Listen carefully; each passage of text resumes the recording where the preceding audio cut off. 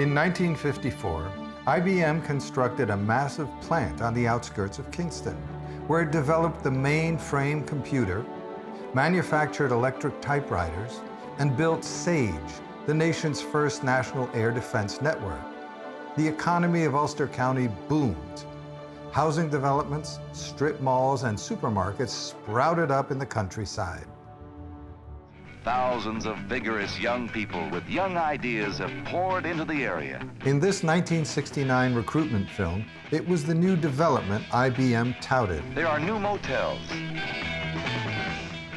Comfortable new homes line pleasant new streets in Kingston and the surrounding countryside.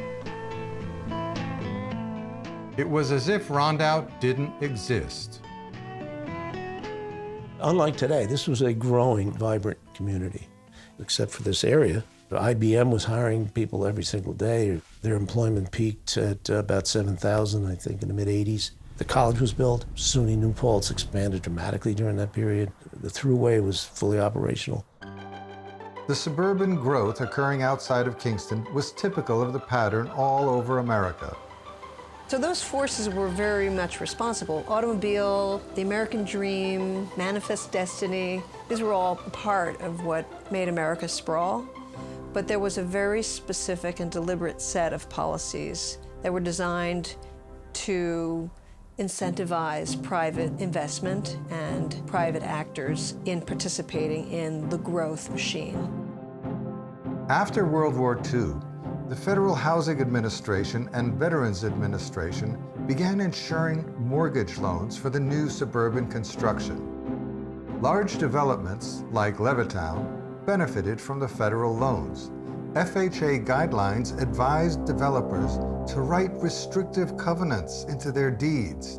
The result was that blacks were banned from the new developments. Furthermore, homeowners in increasingly poor urban neighborhoods were unable to borrow money or obtain insurance due to redlining by banks and insurance companies. Cities also suffered from the construction of federally subsidized expressways, which destroyed minority neighborhoods, spurred commercial development outside the city, and enabled people to commute to their jobs by car. Yet another factor that encouraged growth outside the city was the lucrative tax incentives offered for commercial development. Scared by downtown's declining tax base and white flight, business leaders lobbied for slum clearance as a way to rebuild the city. Title I of the Housing Act of 1949 authorized the federal government to fund the acquisition and clearance of blighted areas in the city. It also allowed the municipalities to sell the cleared land to private developers or public agencies at below market value. The law stipulated that cities had to provide housing for the displaced families, though not necessarily in the area that had been cleared.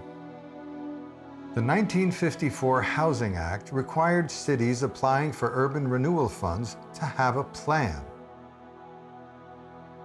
Each community, when they got involved in it, had to determine what they wanted to do and show some reason for their plans and everything. And so Kingston, along with Newburgh and Poughkeepsie and who knows where, all got involved in this. State planners sought to clean up the Hudson River and transform the old industrial corridor into parks and marinas. The Hudson River Valley Commission, which was appointed by Governor Nelson Rockefeller, noted in its 1966 report that the key to revitalizing the area was tearing down the old buildings along the waterfront. In Rondout, many of the Jewish merchants who were the backbone of the commercial area had either moved uptown or were dying off. The district was increasingly poor and crime-ridden. The writing was on the wall. Well, the reason for the plan was the city had a very large cavity called Broadway East, the gut.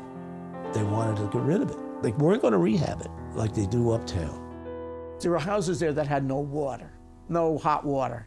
Now, I don't know about you, but that already, for me, that's writing it off as a slum.